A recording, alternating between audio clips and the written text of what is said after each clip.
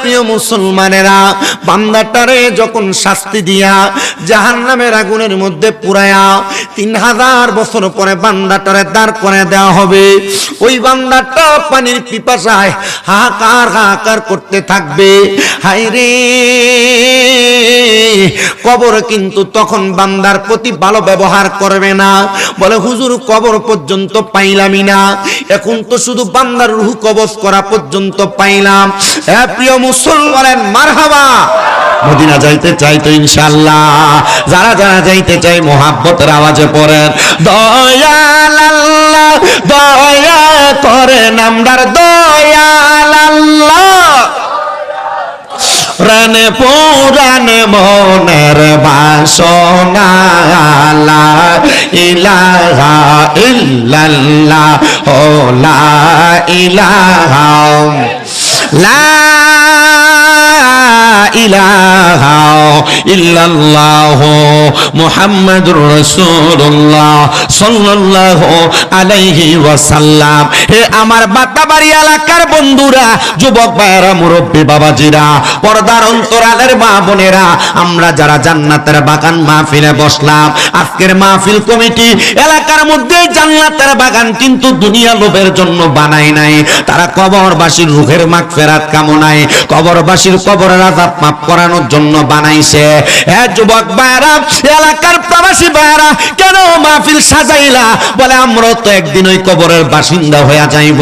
ওই কবরে আমরা যখন চলে যাব, আমরা যাওয়ার পর আমাদের মার জন্য, আমাদের বাবার জন্য, আমাদের জন্য, আমাদের আহলে আওলাদের পরবর্তী জেনারেশন আমাদের জন্য হাতটা বাড়ায়া বাড়ায়া দোয়া করবে।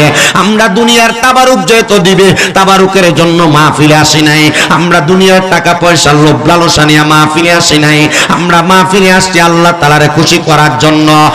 যুবক বাইরে, মুরব্বী বাবা, জীবনে যদি গুনাহ থাকে, আমি আপনাদের কাছে একটা দাবি রাখলাম, এই জীবনের গুনাহ আপনার মা দেখে নাই, আপনার বাবা দেখে নাই, আপনার বন্ধু বান্ধব কেউ দেখে নাই। আপনারা বলেন জীবনের গুনাহ সম্পর্কে অবগত আছেন একজন, তিনি কি? আমার মুসলমান, জীবনের গুনার কথা যেহেতু আমার আল্লাহ জানে, আল্লাহ চাইলে আপনার গুনাহ আমার গুনাহগুলা মাফ করে দিতে পারে। এই জীবনের গুনাহগুলা মাফ করানোর জন্য আপনারা যারা মাহফিলের মধ্যে বসলেন, জবানটা ছেড়ে দিয়ে চক্ষুটা বন্ধ করে দিয়ে আমার আল্লাহ তাআলার একটু ইসমে জাতের জিকিরে মশগুল হয়ে যাবে। এমন ভাবে কলবে ধাক্কা দিবেন যেন আপনার আমার জীবনের গুনাহগুলা ঝরে ঝরে পড়ে যায়। মুহাব্বতের আওয়াজে উচ্চ কণ্ঠে জোরে জোরে জিকির করেন আল্লাহ আল্লাহ আল্লাহ আল্লাহ আল্লাহ আল্লাহ আল্লাহ আল্লাহ আল্লাহ আল্লাহ। আসিলে তুফান ভাঙবে না ঘরের বান, আসিলে তুফান ছিড়বে না ঘরের বান, মন পাখি উইরা যাইব নিজম জঙ্গলাই, দমে দমে মাশাআল্লাহ আল্লাহ আল্লাহ, দমে দমে জফরে নাম আল্লাহ আল্লাহ, দমে দমে মাশাআল্লাহ আল্লাহ। জবানটা কইলা আল্লাহ আল্লাহ। কে বা তোমার বইনো ভাই সঙ্গের সাথী কেহ নাই, কে বা তোমার বইনো ভাই সঙ্গের সাথী কেহ নাই, পরকালে যাইবার বেলা কাউরে পাইবা না। মারহাবা আল্লাহ আল্লাহ। আল্লাহর ডাকে স্মরণ নাই আল্লাহ আল্লাহ আল্লাহ, দমে দমে জফরে নাম আল্লাহ আল্লাহ, দমে দমে মাশাআল্লাহ আল্লাহ আল্লাহ। আসিলে তুফান ছিড়বে না ঘরের বান, আসিলে তুফান ভাঙবে না ঘরের বান, মন পাখি উইরা যাইব নিজম জঙ্গলাই, দমে দমে মাশাআল্লাহ আল্লাহ আল্লাহ। একজন জিন্দা নবী শুইয়া আছে মাশাআল্লাহ, মদিনার শহরে গিয়ে নবী গো, আর কি দেখা হবে নি জীবনে। মারহাবা আল্লাহ আল্লাহ। একজন জিন্দা নবী শুইয়া আছে মদিনার শহরে নবী গো আর কি দেখা হবে নি জীবনে মারহাবা আল্লাহ আল্লাহ আমরা নিদ্রা যাইতে সময় কাটে গো নবী মাওলার জিকির করে নবী গো আর কি দেখা হবে নি জীবনে মাশাআল্লাহ আল্লাহ আল্লাহ আল্লাহ নবী গো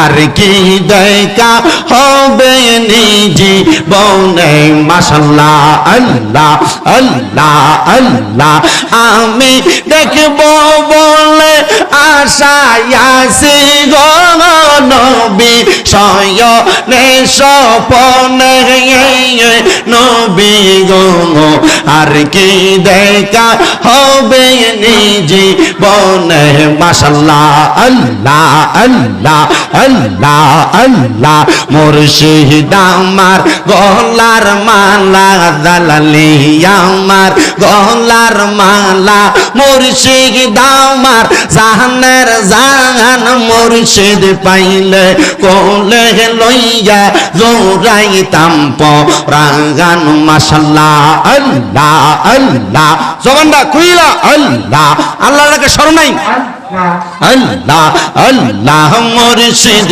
পাইলে বউকে লইয়া জোরাইতাম পরাগান মাশাআল্লাহ আল্লাহ আল্লাহ প্রাণের মুর্শিদ হাইরে মুর্শিদ কোন গনে লোকাইছ মারহাবা প্রাণের মুর্শিদ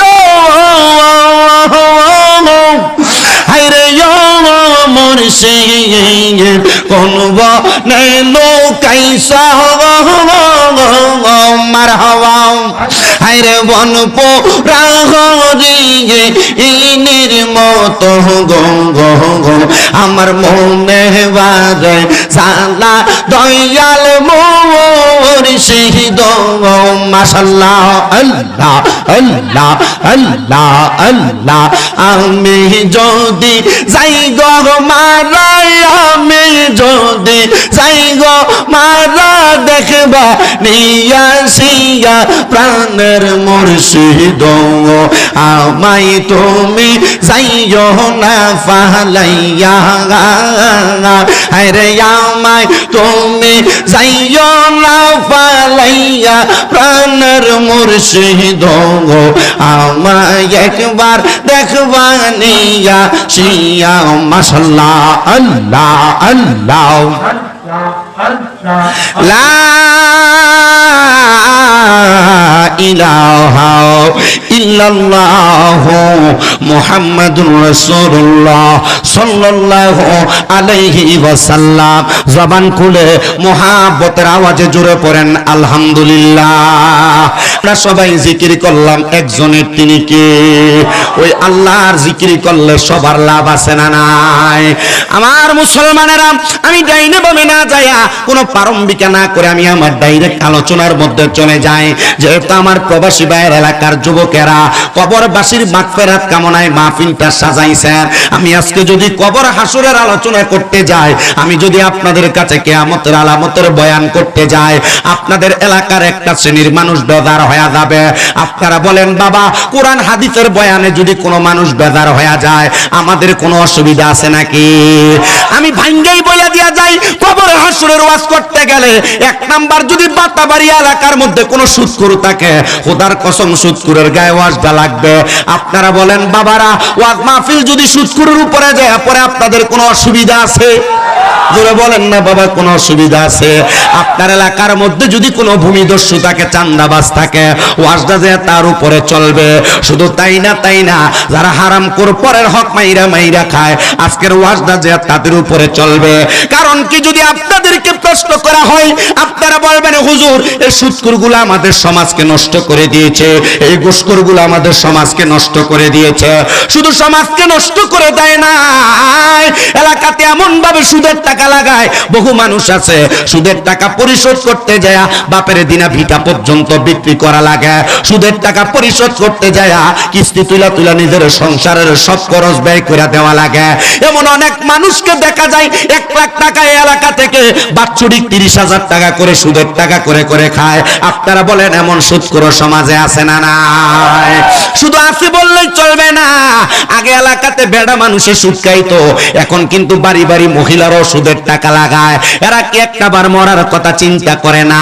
আবার শুধু মহিলারা সুদের টাকা লাগায় না, খবর লইয়া দেখা যায় এলাকাতে মানুষ সুদখোর বলবে, এই জন্য ব্যাংক থেকে এলাকার জায়গা জমি বিক্রি কইরা ব্যাংকের মধ্যে এফডিআর নাম দিয়া 10 বছর 15 বছরের জন্য 10 লাখ 20 লাখ টাকা রাখা দেয়। দোকানে যদি জিজ্ঞাসা করে কাকা কোনো কাজ কাম করেন না, চলেন কেমনে, এবার কয় আল্লাহ সালাই, কিন্তু ব্যাংকের থেকে সুদের টাকা তুইলা খায়। আপনারা বলেন এমন ন্যাশনাল সুদখোর সমাজের মধ্যে আছে না নাই? আরেকটা সুদ আপনার বউ আপনার বইলা বইলা খাওয়াই, বলে হুজুর বলেন কি? বলে হ্যাঁ, দেখবেন আপনার স্ত্রী আপনারে কত সুন্দর কানে কানে বলে তুমি যে যা কামাই করো সব খরচ করে ফেলো, আমরা ছেলে মেয়ের একটা ভবিষ্যৎ আছে, আসুন আমরা ব্যাংকের মধ্যে একটা ডিপিএস করি, 3.5 লাখ 5 লাখ 7 লাখ টাকা রাখলে এটার ডাবল বছর অথবা 3 বছর 4 বছর পরে ডাবল হিসেবে ফেরত দিবে। এমন ডিপিএস এর নাম দিয়া সুদের টাকা খায় সমাজে এমন পুরুষ মহিলাও আছে না নাই?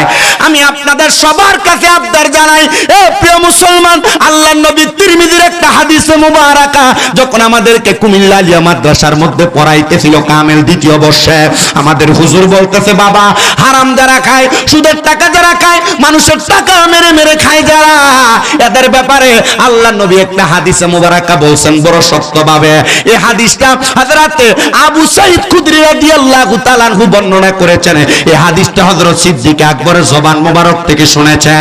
এই হাদিসটা হযরত আনাস ইবনে মালিক রাদিয়াল্লাহু তাআলা আনহু, এই হাদিসটা হযরত জাবির ইবনে সামুরা রাদিয়াল্লাহু তাআলা আনহু, 4 জন সাহাবায়ে কেরাম এবং 4 জন হাদিস বিশারদ একসাথে বর্ণনা করেছেন। নবী আমার বলেন উম্মত, আমি নবী যখন মেরাজের মধ্যে গমন করলাম, মেরাজ থেকে আসার পর আমি আমার সাহাবায়ে কেরামের কাছে উক্তি প্রকাশ করলাম, ও আমার সাহাবায়ে কেরাম, আমি নবী যখন মেরাজে গেলাম, আমার আল্লাহ তাআলা আমি নবীর 2টা নিদর্শন দেখাইছে গো ইয়া রাসূলুল্লাহ। কোন 2টা নিদর্শন দেখাইছে? বলে একটা নিদর্শনের নাম হলো জান্নাত, আরেকটা নিদর্শনের নাম হলো জাহান্নাম। আমি নবী জাহান্নামের মধ্যে এক প্রকারের মানুষ দেখছিলাম, যে মানুষগুলাকে দেখতে কাল বুয়ুতিন, তাদের পেটটা একটা ঘরের মতো দেখা যায়। ও গো মায়ার নবী গো, ও মায়ার নবী, আর কারা? বলে যারা সমাজে টাকা দিয়ে টাকা বাড়াইছে, এক কথায় বর্তমান সমাজের যারা সুদখোর, আল্লাহর নবীকে আমি দেখলাম তাদের পেটগুলা কাল বুয়ুতিন একটা ঘরের মতো। শুধু ঘরের মতো না, আমি নবী তাকে দেখলাম এদের পেটের মধ্যে হলুদ রঙের একটা লম্বা সাপ, 2 শিংওয়ালা, এদের কলিজার মধ্যে আঘাত করতেছে।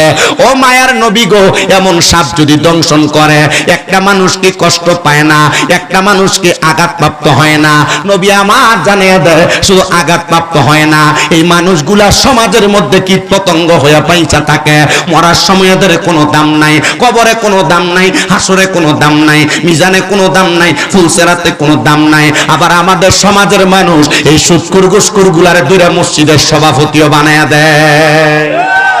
কথা বন্যা আছে না নাই? আমাদের সমাজের মানুষ এই সুদখোর ঘুষখোর গুলারে দইরা নিয়ে মসজিদের সেক্রেটারি বানায়া দেয়, এলাকার সর্দার মাতাব্বরির দায়িত্ব আমাদের সমাজের মানুষ এগুলারে দিয়া দেয়। কথা কন্যা ঠিক কিনা? আরে এত দুঃখ রাখবো কোথায়, রাখার জায়গা নাই, আমাদের কপালেতে শান্তি বুঝি নাই। ওরে সুদে ঘুষে জীবন কাটে, কপালে তার দাগ, মক্কাতে যায় হজ করিতে, নামের আগে লাগায় হাজি সাহেব। ওরে সুদে ঘুষে জীবন কাটে, কপালে তার দাগ, মক্কাতে যায় হজ করিতে, নামের আগে লাগায় হাজি সাহেব। চা দোকানে বৈশা হাজি, টেলিভিশন চায়, হায়রে চা দোকানে বৈশা হাজি, টেলিভিশন চায়, হিন্দি গানের তালে তালে পা দুটি লড়ায়। এত দুঃখ রাখবো কোথায়, রাখার জায়গা নাই, আমাদের কপালেতে শান্তি বুঝি নাই। আপনারা বলেন সুদের টাকা দিয়া বড় বিল্ডিং বানাইছে, সুদের টাকা দিয়া সুন্দর করে চলে, এমন হারামখোর লম্বা লম্বা কথা সমাজের মধ্যে বলে, এমন হারামখোর সমাজের মধ্যে আছে না নাই?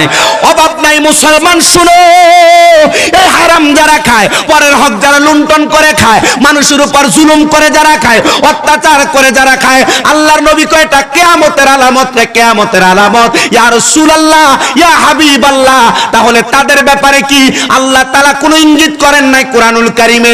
আল্লাহ কোরআনুল কারীমে জানায়া দেয় বান্দা, ওয়ালা তাকুনু কাল্লাযীনা নাসুল্লাহ ফাআনসাহুম আনফুসাহুম উলাইকা হুমুল ফাসিকুন।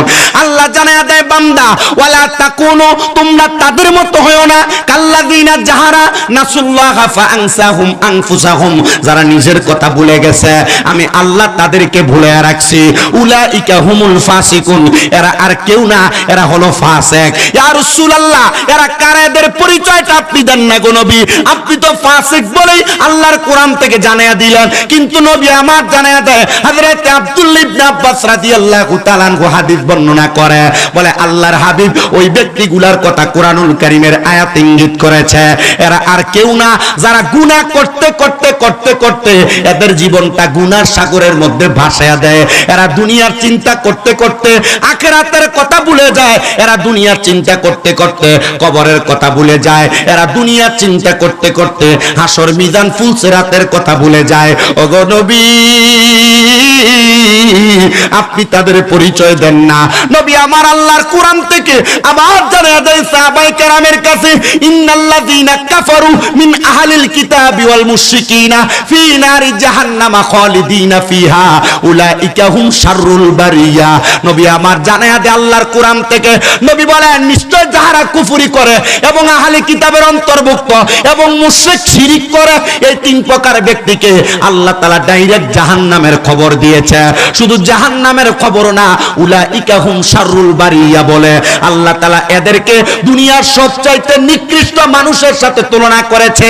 ও হুজুর, আপনি একটা বার জানায়া দেন না, আল্লাহ তো কাফেরের কথা বলেছে, আল্লাহ তো আহলে কিতাবের কথা বলেছে, আল্লাহ তো মুশরিকের কথা বলেছে, তাহলে আল্লাহ তাআলা তো এখানে গুনাহগারের কথা বলে নাই। মুসলমান, নামাজ ছেড়ে দাও এক ওয়াক্ত, নামাজ ছেড়ে দাও দুই ওয়াক্ত, এমন ভাবে ছাড়তে ছাড়তে তোমার ছোট ছোট গুনাহগুলা তোমার কখন কুফরি করে কাফের পর্যন্ত বানায় দেয়, তুমি একটা বারো চিন্তা করো না।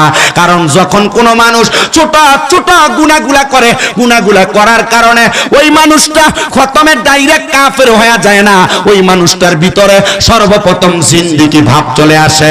জিন্দেক থেকে বান্দা আস্তে আস্তে করে ফাসিকে রূপান্তর হয়ে যায়।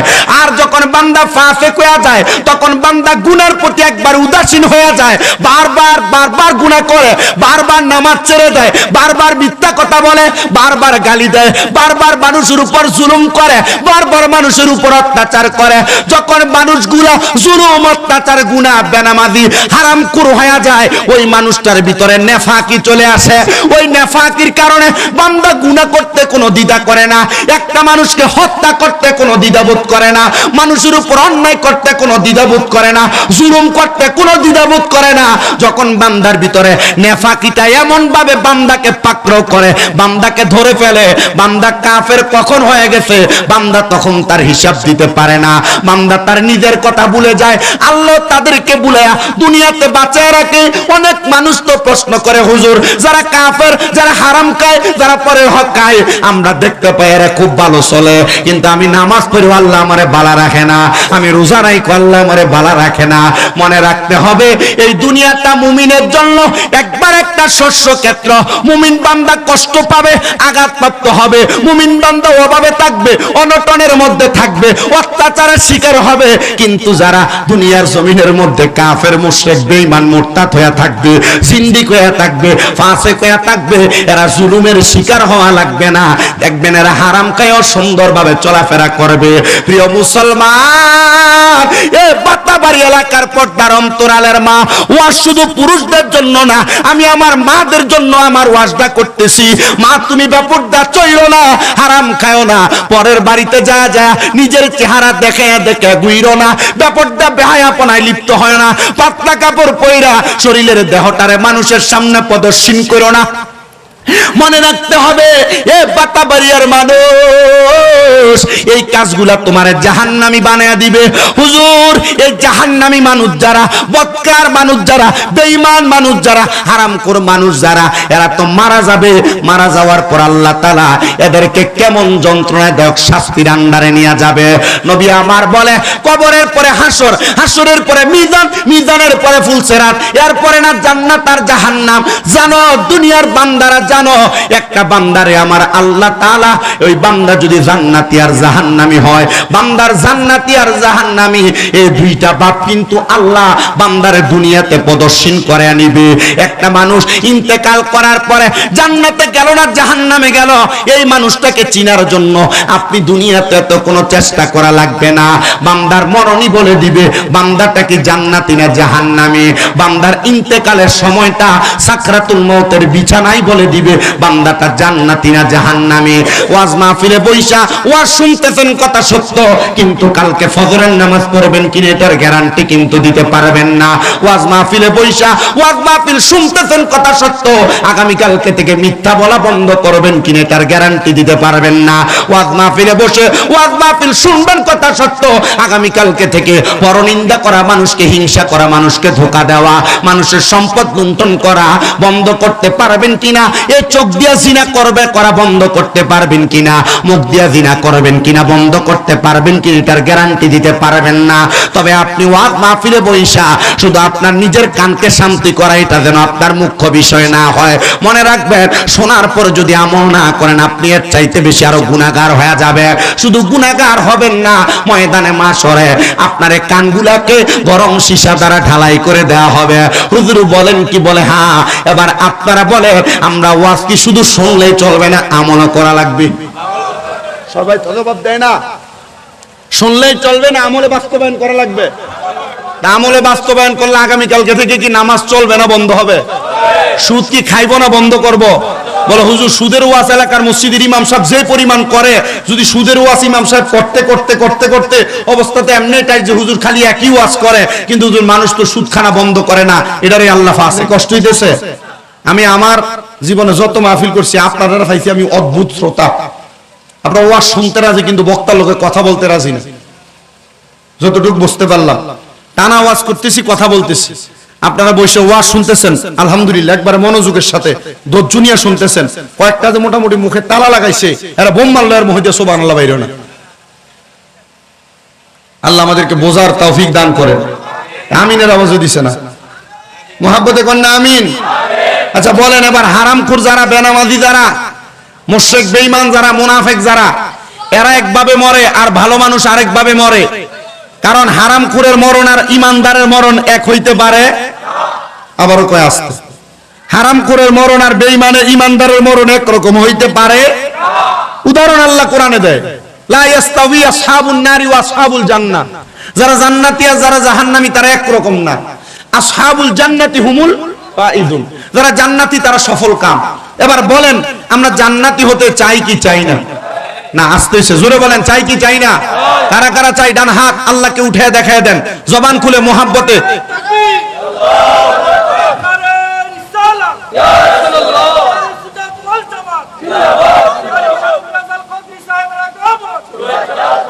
আসলে জান্নাতে যাইতে চান? তাকবীরের টেম্পার খারাপ, একটু মোহাব্বতে তাকবীর দিয়েন, জজবানিয়া তাকবীর দিয়েন। এলাইয়ে দেখেন না মুসলমানের মাইরে হোতাইলেতাছে চারিদিকে। আমরা তাকবীরের তুলনা, তাকবীরের আওয়াজ যদি উঁচু হইতো, মুসলমানের শক্তি তো তরবারি আর তীর না, বললাম না। মুসলমানের তাকবীরের শক্তি হলো আল্লাহু আকবার। আল্লাহু আকবরের শক্তি যদি গুরু গোবিন্দ বাদশার বড় রাজপ্রাসাদ শাহজালাল ইয়ামিনের নাসিরউদ্দিন সিফাজালা কাট করে ফেলাই দিতে পারে। আমরা আজকে বাতাবেরিয়ার মানুষ, আল্লাহু আকবরের আওয়াজ দিয়ে কি আমরা আল্লাহকে খুশি করে তুফানদারে উড়াইতাম পারি না? আমরা কারা কারা চাই জান্নাতে যাইতে? ডান হাত সোজা। এই যে এক প্রকার মানুষ, এই মানুষগুলোর মরণ দেব বড় কঠিন মরণ। এটা কি ইমানদার না বেঈমান? এটার ফয়সালা এটার মৃত্যুর বিছানার ভিতরে শেষ। মারহাবা কয় না? ফয়সালা কোথায় শেষ? মৌতের যে বিছানা, এই বিছানায় শেষ। কেমনে শেষ? দেখবেন এটা মরে যাওয়ার সময় বিছানা ফসাবার পায়খানা করে দিবে। এক নাম্বার, মারা যাওয়ার সময় দেখবেন এটা নাকে মুখে দিয়ে রক্ত ছেড়ে দিব। 2 নাম্বার, মারা যাওয়ার সময় দেখবেন জিহ্বায় কামড় দিয়ে মরবো। 3 নাম্বার, 4 নাম্বার দেখবেন মারা যাওয়ার সময় চোখগুলো উল্টে যাবে। 5 নাম্বার দেখবেন মারা যাওয়ার সময় এটার তো নাকে মুখে রক্ত বাইরে হইলো, চোখ উল্টে গেল, জিহ্বায় কামড় দিল, এটা জিহ্বায় কামড় দিল, এটার রক্তানা পড়ে গেল, সব হয়ে গেল, কিন্তু এটা যে এভাবে মরলো এটা বুঝবেন কেমনে? আর এটা মরার সময় কষ্টটা পাবে কেমনে? আল্লাহর হাবিবের 7টা হাদিসে মুবারাকার আলোকে আমি আমার ওয়াজ দইতে টানবো। এরপরে আজকের মাহফিলের যিনি প্রধান বক্তা উস্তাদুল উলামা আল্লাহ হযরত মাওলানা মুফিদুল ইসলাম হুসাইনি হুজুর আপনাদেরকে নিয়ে আইসা দোয়া করবে। আমার প্রিয় মুসলমানেরা, একটা মানুষ যখন ইন্তেকাল করবে, ইন্তেকাল করার সময় ওই মানুষটার সামনে আমার আল্লাহ তাআলা মালাকুল মাউত আজরাইল আলাইহিস সালাতু ওয়াস সালামকে প্রেরণ করবেন। আজরাইল কিন্তু এমনি এমনি আসবেন না। আল্লাহ তাআলা আল্লাহর নামকানের মধ্যে সাজরাতুল ইয়াকিন অথবা কারো কারো বর্ণনার মধ্যে তওবা নামক একটা গাছ লাগায় রাখছেন, যে গাছের মধ্যে আল্লাহ তাআলা এতগুলা পাতা রেখেছেন। দুনিয়াতে আল্লাহর যতগুলা বান্দা আছে ওই পাতাগুলার মধ্যে আল্লাহ তাআলার প্রত্যেকটা বান্দার নাম লিপিবদ্ধ করা আছে, বান্দার হায়াতের কথা, বান্দার মওতের কথা লিপিবদ্ধ করা আছে।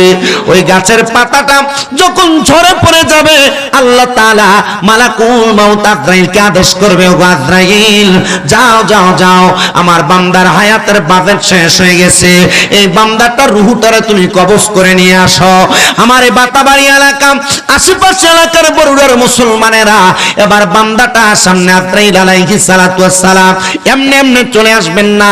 আমার আল্লাহ তাআলা ওই বান্দাটার সামনে সর্বপ্রথম আজরাইলকে পাঠানোর আগে 2টা ফেরেশতা পাঠিয়ে দিবে, যেই ফেরেশতাদের চোখের রংগুলো হবে একবারে নীল রঙের, আর আশেক তো কথাটাকে সুরে সুরে লিখতেছে, তওবা নামক গাছটি আছে, পাতায় পাতায় লেখা আছে মানুষের হায়াত, ওরে সেই পাতাটা ঝরে গেলে মৃত্যুর নিশান আসবে চলে, শেষ হইবে তোমাদের হায়াত, পাপী উম্মত কে করিবে পার, হার পাপী উম্মত কে করিবে পার, কঠিন হাসরের দিনে আখিরি নবীজি বিনে, পাপী উম্মত কে করিবে পার, হার পাপী উম্মত কে করিবে পার। নবী বলবে আবু বকর তুমি লও দুজকের খবর, উম্মত নিদু জকে যায় আমার। এরে মুসলমান, আমার নবী রাহমাতুল লিল আলামিন নবীজি প্রত্যেকটা উম্মতের জন্য সুপারিশের ভাগীদার হবে। কিন্তু আমি যে জায়গায় ছিলাম আমার আলোচনা আমি সেই জায়গা থেকে এখান পর্যন্ত নিয়ে আসি। আল্লাহর হাবিব বলেন যখন ওই ব্যক্তিটার সামনে 2টা ফেরেশতা আগমন করবে, ওই ফেরেশতাদের চোখ হবে একবারে নীল রঙের। যখন একটা জাহান্নামী, একটা বেঈমান, একটা বেনামাজি, একটা হারামখোর বান্দার সামনে যখন ফেরেশতা 2 জন আগমন করবে, আগমন করার সাথে সাথে ওই বান্দাটা যখন ফেরেশতাদের নীল চোখগুলা দেখবে, বান্দা ভয়ে বিছানার মধ্যে প্রস্রাব পায়খানা করে দিবে। ওগো নবী, ও মায়ার নবী রাহমাতুল লিল আলামিন নবীজি, এমন কঠিন যন্ত্রণা, বলে শুধু যন্ত্রণা এই জায়গার মধ্যে না, ওগো নবী আর কোন জায়গার মধ্যে যন্ত্রণা? নবী আমার জানায়া দেয় উম্মত আমার শোনো, যন্ত্রণাটা আর কোন জায়গায় জানো? এবার আল্লাহ তাআলার 2 জন ফেরেশতা যখন আগমন করবে, তোমার যখন ওযু শেষ হয়ে যাবে, এই টাইমে আমার আল্লাহর ফেরেশতা হযরতে আজরাইল আলাইহিস সালাতু ওয়াস সালাম তোমার সামনে এসে দাঁড়ায়া যাবে। ওযু যদি না থাকে ঈমান নিয়া ইন্তেকাল করার গ্যারান্টি একবারেই কম। মুসলমান শোনো, অন্তরের কানটা লাগে শোনো। এবার আজরাইল যখন একটা মানুষের সামনে দাঁড়ায়া যাবে, ওই মানুষটার সামনে দাঁড়ানোর সাথে সাথে আজরাইল আলাইহিস সালাতু ওয়াস সালাম বান্দাটা আজরাইলের চোখের দিকে একবার তাকাবে, আজরাইলের চেহারার দিকে একবার তাকাবে। আজরাইলের দিকে তাকায়া আজরাইল বান্দার রূহ নেওয়ার জন্য জন্য যখন চেষ্টা করবে, ওই বান্দা আজরাইলকে বলার চেষ্টা করবে, রে আজরাইল আমার রূহ তুমি এখন কবজ কইরো না। বলে কেন কবজ করব না? বলে আমি মরণের জন্য এখনো প্রস্তুতি গ্রহণ করতে পারি নাই। ওই বান্দা কথাটা বলার আগে বান্দার জিহ্বাটা বান্দার দুই দাঁতের চোয়ালের মাঝখানে কামড় পড়ে যাবে। শুধু তাই না রে মুসলমান, ওই বান্দাটা আবার চোখের ইশারা দিয়া বোঝানোর চেষ্টা করবে, রে আজরাইল ও আজরাইল আমার রূহ তুমি এমনে কবজ করবা না। বলে কেন রে? বলে আমি এখনো মরণের প্রস্তুতি গ্রহণ করি নাই। আমার নবী জানে আদি উম্মত, হে উম্মতের দল, একটা বান্দার সামনে আজরাইল যখন দাঁড়ায়া যাবে গো, আজরাইলের দিকে তাকায়া আজরাইলের ভয়ঙ্কর চেহারা দেখা বান্দা ভয়ে বিছানার মধ্যে যখন প্রস্রাব পায়খানা করে জিহ্বায় কামড় দিয়া দিবে, ওই বান্দার চোখটা আজরাইলের ভয়ঙ্কর চেহারা দেখা সাথে সাথে বান্দার চোখটা উল্টে যাবে। এবার বান্দা কথা বলতে পারবে না, কোনো দিকে তাকাইতেও পারবে না। হায়রে, যখন বান্দা কথা বলতে পারবে না, চলতে পারবে না, বান্দাটা বিছানায় পড়ে থাকবে। এবার মালাকুল মউত আজরাইল ওই বান্দাটার দিকে আজরাইলের হাতের থাবাটা দিয়া বান্দার বুকের মধ্যে রাখবে। বুকের মধ্যে যখন বান্দারে আজরাইলের হাতের থাবা দিবে, ওই বান্দার ঘাড়ের রগগুলা ঠাস ঠাস করে ছিঁড়ে যাবে, হাতের রগগুলা ছিঁড়ে যাবে, পায়ের রগগুলা ছিঁড়ে যাবে। বান্দা চলাচল করতে পারবে না গো। যখন বান্দাটার এমন কঠিন অবস্থা হয়ে যাবে, ওই বান্দাটার রক্তগুলা চলাচল করতে পারবে না। বান্দাটার নাকের ছিদ্র দিয়া বান্দাটার মুখ দিয়া বান্দার রক্তগুলা বের হয়ে যাবে। হায়রে, একটা বান্দার যখন এমন অবস্থা হয়ে যাবে, আফসোস করবে বান্দার পরিবার কোনো কিছু করতে পারবে না। বান্দার রূহটা যখন এবার কবজ করা হবে, বান্দার রূহটা কবজ কইরা আজরাইল যখন নিয়ে যাবে, বান্দার রূহটারে প্রশ্ন করবে, আজরাইলে আমার কেন এত তাড়াতাড়ি নিয়ে যাও? বলে কেন? তোমার শেষ মাকাম যে জায়গায়, তোমার সেই জায়গায় পৌঁছায়া দিব। হায়রে মুসলমানেরা, যখন বান্দাটারে সেই জায়গার মধ্যে নিয়ে যাওয়ার জন্য আজরাইল নিয়ে যাবে, রূহটা ডাক দিয়া বলবে, আজরাইল তুমি যদি জানতা আমার আল্লাহ তাআলা আমার জন্য কত যন্ত্রণাদায়ক শাস্তি রেডি করে রাখছে, তাহলে আমার এত তাড়াতাড়ি নিয়ে যাইতা না। হায়রে আমার বাতাবাড়ি আর বাবারা, এবার বান্দারে নিয়ে যাওয়া হবে। নিয়ে যাওয়ার সময় আজরাইল আলাইহিস সালাতু ওয়াস সালাম ওনার নাকের মধ্যে এমন ভাবে একটা কাপড় দিয়ে চাপ দিয়ে রাখবে, আজরাইলে বান্দার রূহটা নিয়ে প্রথম আসমানে চলে যাবে। আসমানের দরজার মধ্যে 19 জন করে ফেরেশতা দাঁড়ায়া থাকবে। ফেরেশতারা দাঁড়ায়া ওই বান্দার দিকে থুতু থুতু নিক্ষেপ করবে। ও নবীজি, কেন এমন কষ্ট দেওয়া হবে? কেন বান্দারে থুতু দেওয়া হবে? বলে আজরাইল তাদেরকে প্রশ্ন করবে, আজরাইল বান্দা তো ইন্তেকাল করেছে, বান্দার রূহ কবজ করা হয়েছে, এখন কেন বান্দার দিকে তোমরা থুতু নিক্ষেপ করো? তারা জবাব দিবে, অন্য কোনো কারণে থুতু নিক্ষেপ করি না। কারণটা কি একবার বলো না? বলে বান্দা দুনিয়াতে গুনাহ করতে করতে বান্দার রূহটা একটা দুর্গন্ধযুক্ত রূহ হয়ে গেছে, এই জন্য বান্দার দিকে আমরা থুতু নিক্ষেপ করি। বান্দার রূহের দুর্গন্ধ আমরা সহ্য করতে পারি না। ও আজরাইল, তুমি কেন নাকের মধ্যে কাপড় লাগাইলা? আজরাইল জবাব দেয়, এই কারণে আমি নাকে কাপড় লাগাইলাম। বলে আবার বান্দার ঠিকানা কোথায়? বান্দাটারে নিয়ে ডান দিকে যাওয়া যাবে না, বাম দিকে যাওয়া যাবে না, সামনে পেছনে কোনো জায়গায় যাওয়া যাবে না। বান্দার ঠিকানা হলো একটা, ওই ঠিকানা হলো জাহান্নাম। ও আজরাইল, ওই বান্দাটারে কি অবশ্যই জাহান্নামে দেওয়া হবে। নবী আমার জানায়া দে উম্মত, হ্যাঁ বান্দাটারে জাহান্নামের মধ্যে দেওয়া হবে। ও মায়ের নবী রাহমাতুল লিল আলামিন নবীজি, জাহান্নামের মধ্যে বান্দা কতদিন পর্যন্ত থাকবে?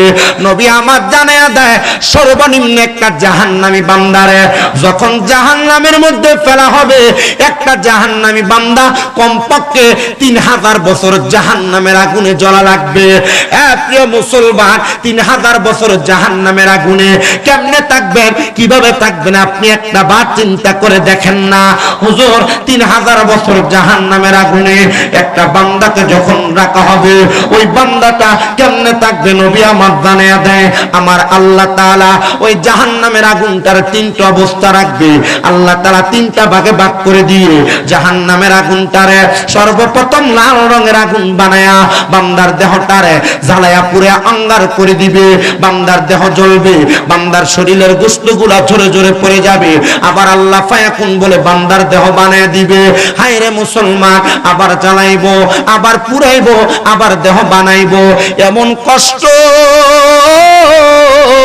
এমন কষ্ট দেওয়া হবে, এই কষ্ট তো সহ্য করতে পারবে না।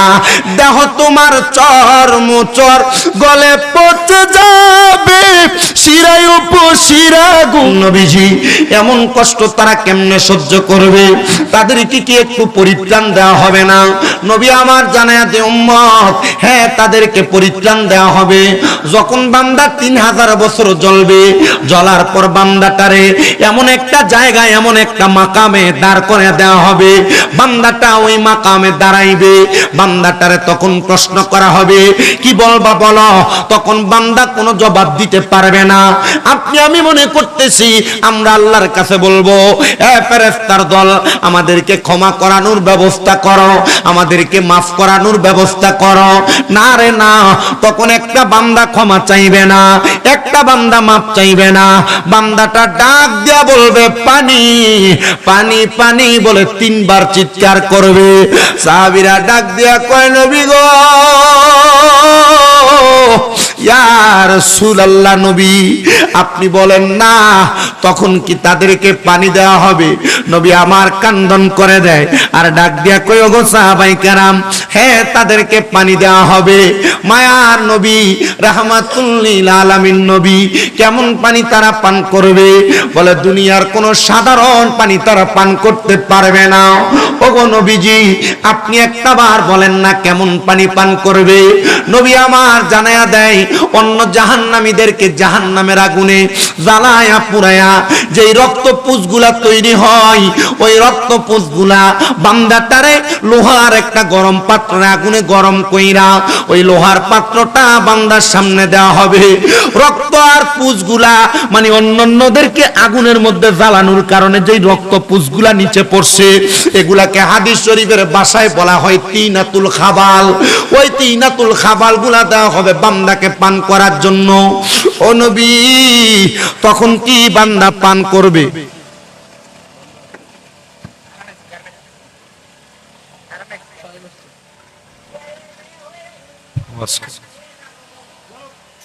সবাই মোহাব্বতে দুরূদ শরীফ পড়েন, আল্লাহুম্মা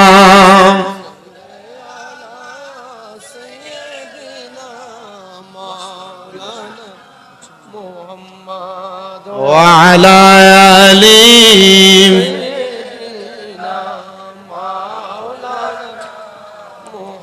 দিবানিশি কান্দরে মন গুনাহ মাফের বাকি আমি জানিলাম না গো।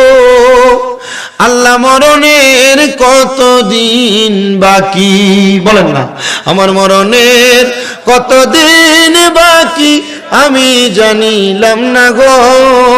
আল্লাহ মরণের আর হায়াত হইল হাতে বাইরে, মৌত হইল পায়ে। যেই জায়গায় যার মরণ লেখা, সে জায়গায় সে মরে আমি বুঝিলাম না গো। আল্লাহ মরণের কতদিন বাকি, আমার মরণের কত আমি জানিলাম না গো। আল্লাহ মরণের কতদিন বাকি।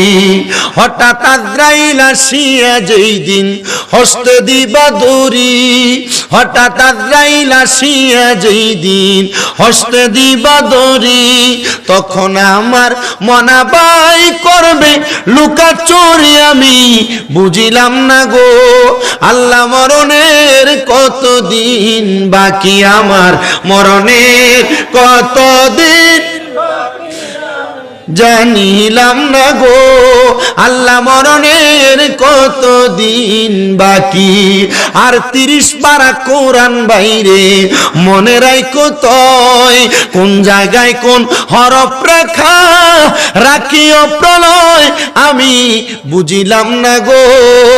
আল্লাহ মরণের কত দিন বাকি, আমার মরণের কত দিন বাকি আমি জানিলাম না গো। আল্লাহ মরণের কত দিন বাকি। একটা জবান বন্ধ রাখবেন না, চিৎকার মেরে বলেন আল্লাহু আকবার। প্রিয় মুসলমানেরা, বান্দাটারে যখন শাস্তি দিয়া জাহান্নামের আগুনের মধ্যে পুরায়া 3000 বছর পরে বান্দাটারে দাঁড় করে দেওয়া হবে। ওই বান্দাটা পানির পিপাসায় হাহাকার হাহাকার করতে থাকবে। হায়রে, কবর কিন্তু তখন বান্দার প্রতি ভালো ব্যবহার করবে না, বলে হুজুর কবর পর্যন্ত পাইলামই না, এখন তো শুধু বান্দার রূহ কবজ করা পর্যন্ত পাইলাম। প্রিয় মুসলমান, যখন বান্দার রূহটা কবজ করে নিয়ে চইলা গেল, নিয়ে যাওয়ার পরে এবার বান্দাটার দেহটার দাফন করা হবে। ওই কবরে যখন রাখা হবে, 1 নাম্বার বান্দার কবর হবে ভয়ঙ্কর অন্ধকার, 2 নাম্বার বান্দার কবর হবে একবারে সংকীর্ণ, মানে কবর হবে একবারে ছোট। হুজুর বলেন কি, আমরা তো কত সুন্দর লাশের মাপ নিয়া, লাশের লম্বা মাপ নেই, লাশের পাতাইলা মাপ নেই, নিয়ে আমরা লাশের জন্য কবরটারে খুইরা লাশটারে কবরে শোয়া দেই। হুজুর বলেন কি গো, তাইলে তো ওই কবরের মধ্যে বান্দার কবর সংকীর্ণ হওয়ার কথা না। বলে না না না, বান্দা দুনিয়াতে জুলুম করার কারণে, অত্যাচার করার কারণে ওই বান্দার কবরটারে সংকীর্ণ করে দেওয়া হবে। মুসলমান, যখন কবরটারে সংকীর্ণ করা হবে, ওই কবরটা যখন ছোট হয়ে যাবে, এত কষ্ট হবে রে। যারা সমাজের মধ্যে মানুষের জায়গা দখল করো, মানুষের বিন্দু পরিমাণ সম্পদ আহরণ করো, মানুষের জমি তুমি লাইল ঠেলা ঠেলা তোমার টারে বাড়াও, মনে রাখবা রে, মনে রাখবা, আল্লাহর হাবিব তিরমিজির হাদিসে বলতেছে, যদি কোনো মানুষ বিন্দু পরিমাণ সম্পদ কারোর দখল করে, ওই সম্পদের শাস্তবক পরিমাণ একটা বান্দার গলার মধ্যে ঝুলে দেওয়া হবে। দখল কইরো না, সম্পদ হরণ কইরো না, মানুষের জমি দখল কইরো না, এমন কষ্ট দেওয়া হবে রে, জুলুমকারী হিসেবে বান্দাটারে কবরের মধ্যে আযাব প্রাপ্ত করা হবে। ওই মানুষের সম্পদ দখল করার কারণে, মানুষের প্রতি জুলুম করার কারণে, অত্যাচার করার কারণে বান্দা কবরের মাটি তোমারে এমন ভাবে চাপ দিবে, এমন ভাবে আঘাত করবে রে, তোমার ডান দিক দিয়ে এমন ভাবে চাপ দিবে, ডান দিকের পাঁজরের হাড্ডিটা ভাঙ্গা বান্দার বাম দিক দিয়া বের হয়ে যাবে, বাম দিকের পাঁজরের হাড্ডি ভাঙ্গা বান্দার ডান দিক দিয়া বের হয়ে যাবে। এত কষ্ট,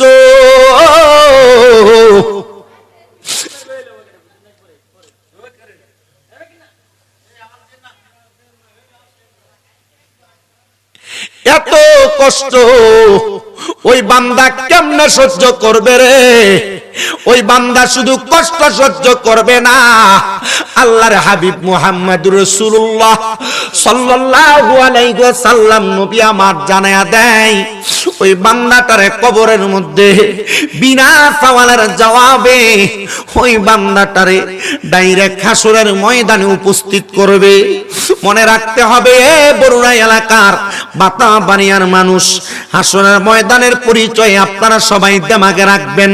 বলে হুজুর কেমন একটা বার জানাইয়া দেন না। নবী আমার জানাই, হাসরের ময়দানটা একবারে তামার জমিন, শুধু তামার জমিন না, হাসরের ময়দানে নামাজি বেনামাজি, রোজাদার বেরোজদার, হালাল কোর হারাম কোর সব শ্রেণীর মানুষ উপস্থিত হওয়া লাগবে।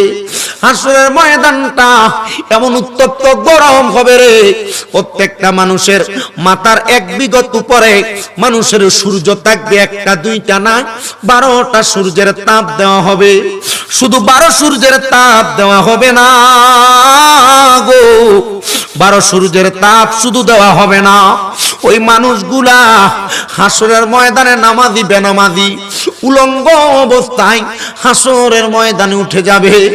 ওগো নবী, মানুষগুলা কি একজন আরেকজনের দিকে তাকাবে না? ভাইজান, এই বড় ভাই, এটা যেমনি আছে এখন এমনি চলবো, কেউ যাওয়ার দরকার নাই। এখন যেভাবে আছে আর ভালো হইতো না। বাইরে আমি বুঝতেছি আমার কলজা ছিঁড়া দিতেছে, 3 মাহফিলের কষ্ট হইতেছে আমার। সব ঠিক আছে, মিশিংও নতুন, কিন্তু স্যার কেন সাউন্ড উঠতেছে না এটা আমি বুঝতেছি। আমার খুব কষ্ট হইতেছে, আমি বুঝতেছি আপনাদের বিষয়, আমরা বুঝি। আমার যে ফলাফল এনে বসে রয়েছে এরাও বোঝে আমি কষ্ট করতেছি, আমি তো ওয়াজ করতেইব, করতেই তো না আমার। আমি বলি আপনারে, এখন হাজার চেষ্টা করলে কি ঠিক হবে? তাহলে এখন আর আমরা কোনো কিছু বলার দরকার নেই। যেমন আছে এখন আর লড়সড় করা যাবে না। হ্যাঁ, যেভাবে আছে এভাবে মাইনা নেন। আল্লাহ আমাদেরকে কবুল করেন। আসতে বলছেন আপনারা, আরো জোরে কোন না আমিন কোন। আমরা কইলাম কলজা ছিঁড়া যাইতেছে ভাই। সবাই একটু মুহাব্বতে দরুদ শরীফ পড়েন। আল্লাহুম্মা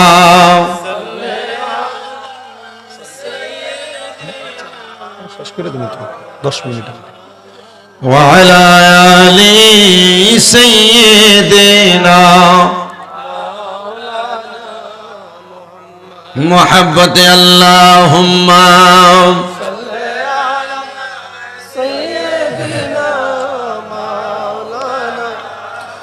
মুহাম্মদ ওয়া আলা আলি সাইয়্যিদিনা।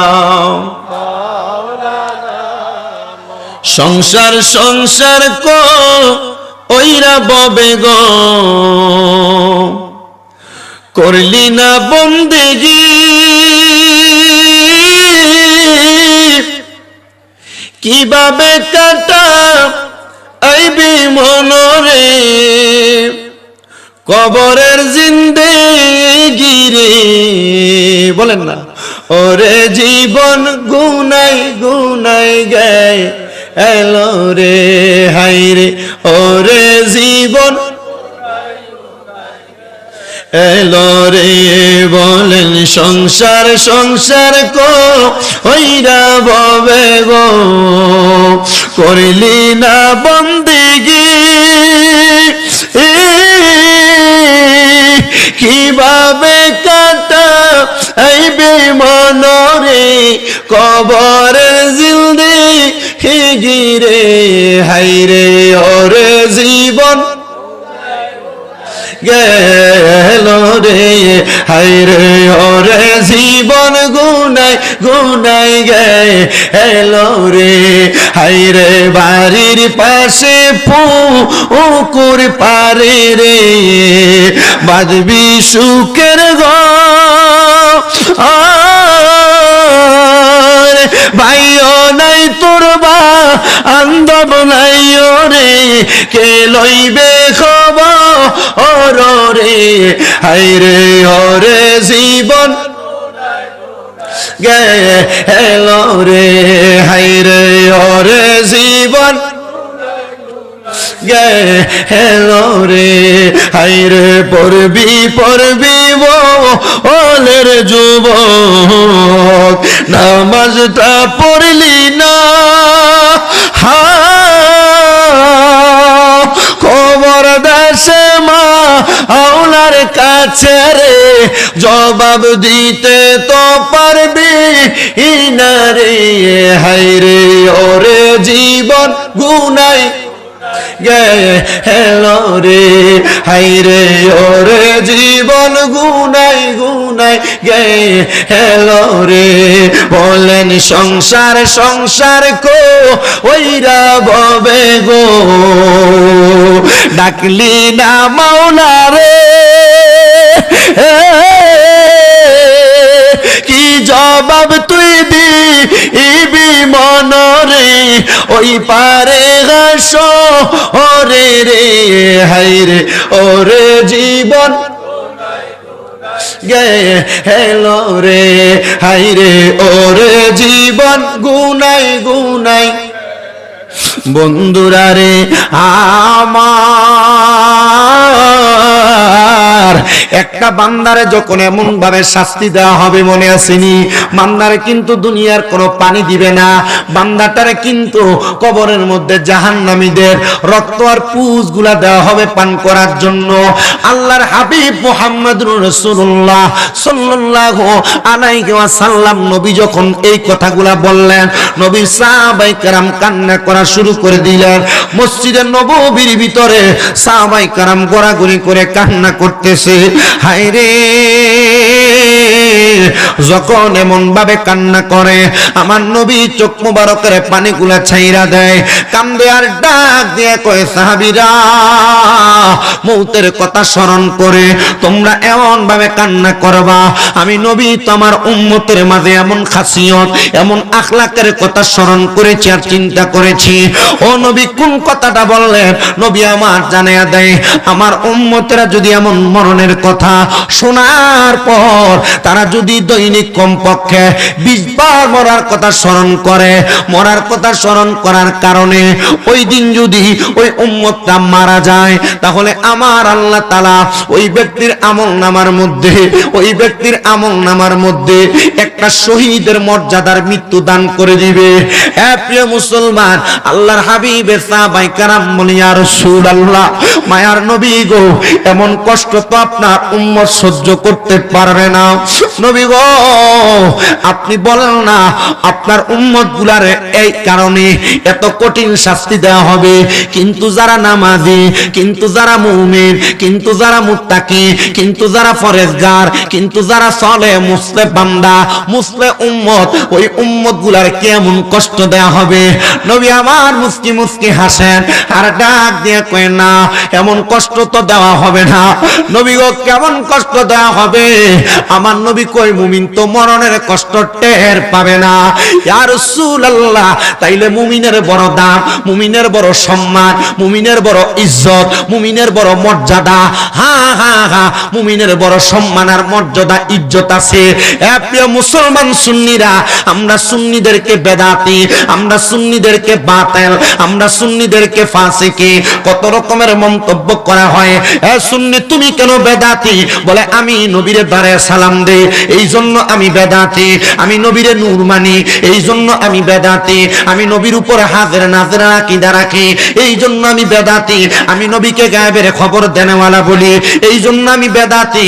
আমি মরার পরে আমরা জানাজার পরে দোয়া করি, এই জন্য আমরা বেদাতি। আমরা 4 দিনের অনুষ্ঠান করি, এই জন্য আমরা বেদাতি। আমরা 40 দিনের অনুষ্ঠান করি, এই জন্য আমরা বেদাতি। খোদার কসম, নবীর প্রেমে পাগল হইয়া এমন বেদাত করার জন্য তাকবীর লাগে, কারণ নবীকে দাঁড়ায়া সালাম দেওয়ার জন্য আমরা সুন্নিরা দলিল খুঁজি না। আমরা বিশ্বাস করি নবীরে যদি মুহাব্বতে দাঁড়ায়া সালাম দেই আমাদের ঈমান পরিপূর্ণ থাকবে, নবীর সম্মান ইজ্জত আজমত গাই আমাদের ঈমান পরিপূর্ণ থাকবে। আমাদেরকে কেউ ভণ্ড বেদাতি বলবে এটা আমরা পরোয়া করি না। আমরা একটা বিশ্বাস রাখি, আমরা যদি নবীর শান ও আজমতের উপর অটল থাইকা আমরা ইন্তেকাল করি, আমাদের মরার পরে রাহমাতুল লিল আলামিন নবী আমাদেরকে তরায়া জাহান্নামী থেকে জান্নাতি বানানোর ক্ষমতা নবীর আছে না নাই? আর জোরে জোরে বলেন না, আছে না নাই? আরে নবী তুমি আমার হয়ে যাও, নবী তুমি আমার হয়ে যাও। হায়রে তুমি আমার, আমি তোমার, তুমি আমার, আমি তোমার, একবার কথা দাও। তুমি আমার, আমি তোমার, একবার কথা দাও। নবী তুমি আমার হয়ে যাও, নবী তুমি। তোমায় ভালোবাসি হৃদয়ের টানে, মন বসে না কোনো কাজে তুমি বিহনে। তোমায় ভালোবাসি হৃদয়ের টানে, মন বসে না কোনো কাজে তোমায় বিহনে। হায়রে গুনাহগার উম্মত ডাকে একবার সারা দাও, গুনাহগার উম্মত ডাকে একবার সারা দাও। নবী তুমি আমার হয়ে যাও, নবী তুমি আমার হয়ে যাও। আইরে তুমি আমার, আমি তোমার, তুমি আমার, আমি তোমার, একবার কথা দাও নবী তুমি আমার, যাও নবী তুমি আমার। আরে আছো তুমি রোজারি মাঝে, গুনাহগার উম্মত ডাকিলে দেখা দাও তারে। হায়রে আছো তুমি রোজারি মাঝে, আশিক উম্মতে ডাক দিলে দেখা দাও তারে। হায়রে তুমি আমার, আমি তোমার, তুমি আমার, আমি তোমার, একবার কথা দাও নবী তুমি আমার হয়ে যাও, নবী তুমি আমার হয়ে যাও। একটা জবান বন্ধ রাখবেন না। আপনারা বলেন নবীর প্রেমিক মুমিন যারা, তারা কি বেঈমানের মতো মরে না ইমানদারের মতো মরে? হ্যাঁ মুসলমান, আমার হুজুর কিন্তু সাবজেক্ট দিছে 3টা, শেষ করলাম মাত্র 1টা। আমার পক্ষে এর চাইতে বেশি ওয়াজ করা সম্ভব না। আমি চেষ্টা করেছি আপনাদের কাছে বেঈমানের মৃত্যু সম্পর্কে বয়ান করে দেওয়ার জন্য। শুধু আমাদের মফিজুল ইসলাম হুসাইনি হুজুর আসার আগ পর্যন্ত আমি মুমিনের আলোচনাটা করে আপনাদের থেকে বিদায় নিব। আপনি জান হুজুরের আনন্দ শুধু আমি আপনার প্রিয় মুসলমান ইমানদার, আমি আপনাদের জ্ঞাতার্থে বলি, এবার যখন কোন মুমিন মারা যাবে, মুমিন মারা যাওয়ার আগে আমার আল্লাহ তাআলা বেঈমানের কাছে যেহেতু 2টা ফেরেশতা পাঠাইছে, মুমিনের তো একটা সম্মান আছে, মুমিনের তো একটা ইজ্জত আছে, মুমিনের তো একটা তাজিম আছে। মুমিনের সম্মানে আল্লাহ তাআলা মুমিন বান্দার কাছেও 2টা ফেরেশতা প্রেরণ করে দিবে। ওই 2টা ফেরেশতা যখন মুমিনের কাছে আসবে, মুমিনের কাছে আসার সাথে সাথে ওই 2জন ফেরেশতা একজন মুমিনের মাথার কাছে বসবে, আরেকজন মুমিনের নাকের আগার কাছে বসবে। বৈশা বৈশা বান্দার মৃত্যুর পহর গণবে। আর মুমিন বান্দা মরার কথা তো স্মরণ করে, মুমিন বান্দা সর্বদা মরার জন্য প্রস্তুত থাকে। হায়রে আমার বাতাবাড়ি এলাকার মানুষ, হায়রে আমার এই বরুণা এলাকার মানুষ, হায়রে আমার পর্দার অন্তরালের মা ও আম্মুজিরা, তোমরা মুমিন হইতে পারছো কিনা চিন্তা করে দেখো। 5 ওয়াক্ত নামাজটা ঠিক মতো পড়ো কিনা চিন্তা করে দেখো। তাহাজ্জুদের নামাজটা ঠিক মতো পড়ো কিনা চিন্তা করে দেখো। নবীর দুরূদ বেশি করে পড়ো কিনা চিন্তা করে দেখো। নবীর রওজা যাওয়ার জন্য মন কান্দে কিনা চিন্তা করে দেখো। নবীকে দেখার জন্য মন কান্দে কিনা চিন্তা করে দেখো। মা গো, মনের ভিতরে যদি এমন স্পৃহা কাজ করে, তাইলে মনে করবা তুমি মুমিন, তাইলে মনে করবা তুমি মুত্তাকি। যদি তুমি বেপরদা চলো, তোমার মাঝে মুমিনের খাসিয়ত নাই। যদি তুমি ঝগড়া ফাসাদ গালিগালাজ নিয়ে লিপ্ত থাকো, তাইলে বুঝবা তোমার মাঝে মুমিনের কোনো খাসিয়ত নাই। যদি দেখো গান বাজনা শুনতে তোমার ভালো লাগে, তোমার মাঝে মুমিনের কোনো খাসিয়ত নাই। এই আমার বাতাবাড়ি এলাকার আম্মুজিরা, আমি তোমাদের পায়ে হাত দিয়া করি গো মা। আমি চাই না বাতাবাড়িয়ার কোনো মহিলা দুজকে যাক, আমি চাই না বরুড়ার কোনো মহিলা দুজকে যাক, আমি চাই না এই এলাকার কোনো মহিলা দুজকে যাক। যদি আল্লাহর জান্নাতের মধ্যে বাড়ি ঘর বানাইতে চাও, যদি মুমিন হইয়া মরতে চাও, কষ্ট না পাইতে চাও, তাইলে নামাজি হইয়া যাও, পর্দাশীল হইয়া যাও। গালিগালাজ বন্ধ করো, অভিশাপ দেওয়া বন্ধ করো, পরের হক খাওয়া বন্ধ করো, স্বামীর অবাধ্য হওয়া বন্ধ করো, শ্বশুর শাশুড়ির উপর অত্যাচার করা বন্ধ করো। 5 ওয়াক্ত নামাজের পাশাপাশি তাহাজ্জুদ গুজারি হও। সোমবার বৃহস্পতিবার পারলে মাসে মাসে বেশি বেশি করে আইয়ামে বীজের রোজাগুলা রাখবা। দেখবা গো মা, তোমাদের সম্পদের চিন্তা করা লাগবে না, টাকার চিন্তা করা লাগবে না, সন্তান সন্ততির রোগ বালা মুসিবত মাপের জন্য চিন্তা করা লাগবে না। আল্লাহ তাআলা অটোমেটিকলি বরকত দান করে দিবে। আপনারা বলেন যতগুলা বরকতের কথা বললাম, আমার আল্লাহ চাইলে বান্দারের সবগুলা বরকতের অধিকারী বানানোর ক্ষমতা আমার আল্লাহর আছে না নাই? হ্যাঁ মুসলমান ইমানদার, আমি ইমানদারের মৌতের কথা বর্ণনা করতে লাগছিলাম। একটা মুমিন বান্দা ইন্তেকাল করার আগে ফেরেশতা আসে কয়জন? জোরে কয় না কয়জন? ওই বান্দাটার সামনে যখন ফেরেশতা আগমন করবে, হায়রে মুমিন বান্দাটার সামনে ফেরেশতাটা আগমন করার সাথে সাথে এবার আমার আল্লাহ তাআলা আজরাইলকে আদেশ করবে, আজরাইল যাও যাও যাও, মুমিন বান্দার কাছে চইলা যাও, বান্দার রূহটা তুমি আবার কবজ করো। আজরাইল মুমিন বান্দার কাছে একবার, দুইবার, তিনবার না, 4 বার বান্দার রূহটা কবজ করার জন্য আসবে। আমি যেই ওয়াজ ওয়াজটা করতেছি, আপনারা একটু মনোযোগ দিয়ে শুই না দেখেন না বাবা। একটা মুমিনের কাছে আজরাইল আসবে 4 বার, কিন্তু রূহ নিতে পারবে না। আরে আজরাইলকে বাধা দিয়া রূহ নিতে বাধা দিবে এমন শব্দ দুনিয়ার কোন প্রধানমন্ত্রী, মন্ত্রী, মিনিস্টারের নাই, দুনিয়ার কোন মেম্বার, চেয়ারম্যানের নাই। কারণ আজরাইল তো আজরাইল, যে আজরাইল দুনিয়া থেকে মাটি নেওয়ার জন্য আল্লাহ হযরতে জিবরাইল, মিকাইল, ইসরাফিল ফেরেশতারে পাঠাইছে। 3 জন ফেরেশতা মাটি নিতে পারে নাই। আজরাইল একটা খাপলা দিয়া 40 মণ মাটি দুনিয়া থেকে নিয়ে গেছে। এই আজরাইলের এত ক্ষমতা, আল্লাহ তাআলা আজরাইলের নামটা তখন রাখছে মালাকুল মাউত, মানে হলো মৃত্যুর ফেরেশতা। আজরাইল তখন থেকে মানুষের রূহ হরণ করার অধিকার পাইছে। হ্যাঁ প্রিয় মুসলমান ইমানদার, পর্দার অন্তরালের মা, একটা জবানও বন্ধ রাখো না, মুহাব্বতে সব সময় ইস্তেগফার কইরো, আল্লাহর কাছে গুনাহ ক্ষমা প্রার্থনা কইরো। দুনিয়ার ব্যভিচারের মধ্যে লিপ্ত হয়ো না, গুনার কর্মকাণ্ডে লিপ্ত হয়ো না, আল্লাহ তাআলার ইবাদত থেকে দূরে সরে যাও না। মনে রাখবা, আল্লাহ তাআলার ইবাদত থেকে দূরে সরে গেলে তোমাকে দুনিয়ার সব বিপদ পাকড় করবে, সব মুসিবত পাকড় করবে, সব রোগ পাকড় করবে। বন্ধুরে আমার,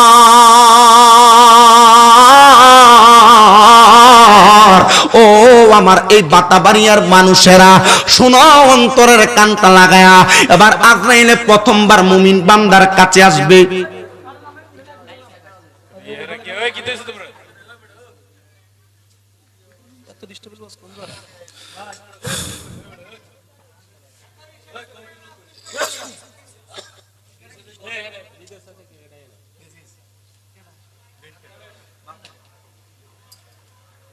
সবাই পড়ি আলহামদুলিল্লাহ।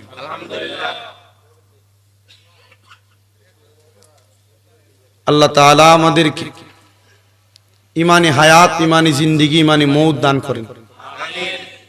পড়েন আমিন। যতটুক বয়ান শ্রবণ করছেন অতটুকের যদি খেয়াল করেন, আমরা চাইলে আমাদের জীবন পরিবর্তন করা কি সম্ভব না অসম্ভব? যদি সম্ভব হয় এতটুকুর ভিতরে জীবন পরিবর্তন করবেন ইনশাআল্লাহ। দুনিয়ার জিন্দেগি ভালো তো আখিরাত ভালো, অল্প কথায় বোঝাচ্ছি। জান্নাত নিয়ে আসেন। দুনিয়ার জিন্দেগি খারাপ তো আখিরাত বরবাদ, ঠিক আছে না আব্বা? তো দুনিয়ার যে মানুষটা বদ কাজ করে, হারাম কাজ করে, পরের হক মেরে খায়, এরা জানে এরা যে গুনার কাজ করে, বদ কাজ করে। দুনিয়ার যে মানুষটা ভালো কাজ করে, এই মানুষটা ভালো কাজের প্রতি ততটা আগ্রহী থাকে, যতটা আগ্রহী হইলে ওই মানুষটা তার জান্নাতের রাস্তাকে সুগম সহজ করতে পারে, ঠিক না? এতটুক আমাদের বিবেক, আমাদের অন্তরে, আমাদের কাজকর্মে, আমাদের নিজস্ব পারিবারিক, সামাজিক এবং দেশীয় প্রত্যেক কাজে আমাদেরকে এমন বিবেক খরচ করে চলা প্রয়োজন, যে বিবেক আমাদেরকে জান্নাতি বানাইতে পারে, ঠিক না? কারণ যদি অসুস্থ মস্তিষ্ক নিয়ে আমরা আমাদের দুনিয়ার জিন্দেগি কাটাই, তাহলে আমরা কখনো জান্নাতের রাস্তা পাবো না। জান্নাতের রাস্তা পাওয়ার জন্য আমাদেরকে অবশ্যই সুস্থ একটা জিন্দেগি আমাদের সুস্থ মস্তিষ্ক দ্বারা পরিচালনা করা লাগবে। সুস্থ মস্তিষ্ক দ্বারা জিন্দেগি পরিচালনা করলে আমাদের দুনিয়াও ভালো, আমাদের আখিরাতও ভালো। আখিরাত ভালো মানে শুধু কবরের জীবন না, ঠিক মৃত্যুর শুরু থেকে শেষ পর্যন্ত। এরপরে কবর, এরপরে হাসর, এরপরে মিজান, এরপরে ফুলসিরাত, এরপর জান্নাত আর জাহান্নাম। আমরা জান্নাতে যাব না জাহান্নামে যাব? যে জান্নাতে যাওয়ার রাস্তার সুগম পথ, সেই পথটার আলোচনা ইনশাআল্লাহ আবার কখনো যদি আশেপাশে সুন্দর পরিবেশে শৃঙ্খলাবদ্ধ জায়গায় আসি আপনাদেরকে কইরা দেওয়া যাবে। কিন্তু জাহান্নামে যাবে যেই যেই কাজকর্মগুলা করলে, যেই যেই খাসিয়তের মানুষগুলা জাহান্নামে গেলে কঠিন শাস্তি পাবে, এতটুক বুঝছেন কিনা আপনারা? যতটুক বুঝেছেন অতটুকুর উপর আমল করে আপনারা আপনাদের জিন্দেগি সাজাবেন। কারণ এক বেয়াদবকে প্রশ্ন, এক আদববান বড় মুআদ্দাব মানুষ, ওনাকে প্রশ্ন করা হয়েছে, তোমার ভিতরে এত আদব, এত মুআদ্দাব তুমি কিভাবে হইলা? ডাইরেক্ট প্রশ্ন করছে, এ প্রশ্নের উত্তর দিছে যিনি বেয়াদব, তার কাছ থেকে শিখছি। বলে বলো কি তুমি এত মুআদ্দাব আদববান, তো তুমি আদব শিখলা বেয়াদবের কাছে, এটা তো হতে পারে না। বলে না, হ্যাঁ হতে পারে। বলে কেন? বলে এই বেয়াদব যেই যেই কর্মগুলা করে আমি সেই কর্মগুলা করি না। আপনারা যারা এখানে বসেছেন, জাহান্নামী খাসিয়তের কাজ কোনটা এটা আপনারা বাংলার মানুষ, শুধু বাংলার মানুষ না, বিবেকবান সব মানুষ জানে যে কোন খাসিয়তের মানুষ কিভাবে কাজকর্ম করলে জান্নাতে যাবে, আর কোন খাসিয়তের মানুষ কিভাবে কাজ করলে জাহান্নামে যাবে। তা আমরা জান্নাতে যাওয়ার রাস্তাটা আমাদের মাঝে গ্রহণ করে নিব, আল্লাহ কবুল করেন। পড়েন না আমিন। জাহান্নামে যাওয়ার যে কাজকর্মগুলা, এগুলাকে আমরা বর্জন করব। আমি একটা গজল পড়তেছি, এর মধ্যে আপনার হুজুরকে নিয়ে আসেন। আমি আবারও বলছি, এর মধ্যে আপনি একটা গজল পড়বেন আমার সাথে, আমার নিজের লেখা, যেহেতু কয়েকজন যুবক ছেলের আবদার আছে, আমি এটা গাইয়া দিয়া আপনাদের থেকে বিদায় নিচ্ছি।